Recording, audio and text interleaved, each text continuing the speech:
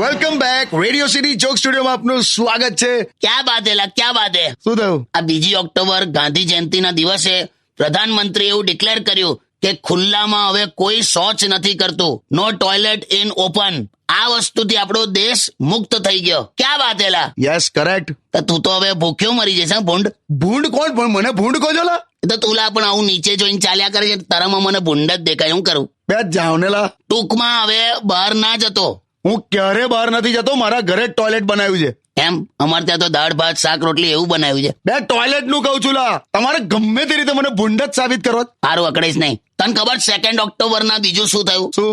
રાજસ્થાન સરકારે એવું ડિક્લેર કર્યું કે અહીંયા ગુટખા બંધ, ગુટખા પર પ્રતિબંધ. તો હવે કઈ નહીં, આપણા વાળા પીવા તઈ જશે અને તઈ લોકો ગુટખા ખાવા અહીં આવશે. This is a trade relationship લા. એટલે આ રીતે સંબંધ જળવાશે એમ. તારે જાવ ને લા. પણ 2 ઓક્ટોબર રજા હતી ને તો મળતો જે આખો દિવસ ટાઈમપાસ થયો જેલા. કેમ, હું કરતા હતા? અમારું છે ને વોટ્સએપ ગ્રુપ છે ને, તેમાં કોઈકે એવું લખ્યું, happy birthday Lal Bahadur Shastri and Gandhiji.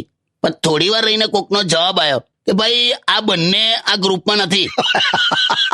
પછી તો એવા મેસેજ ચાલ્યા, ટાઈમ પાસ થઈ ગયો આખો દિવસ. ખરા છોલા. પણ ટૂંકમાં અભી ખુલે મેં શૌચ બંધ, રહે જાઓગે તુમ ઢૂંઢ. સમજા તું ભૂંડ? બે જાવ ને યાર. હાલ અકડે છે. સોરી બસ, ગીત વગાડ.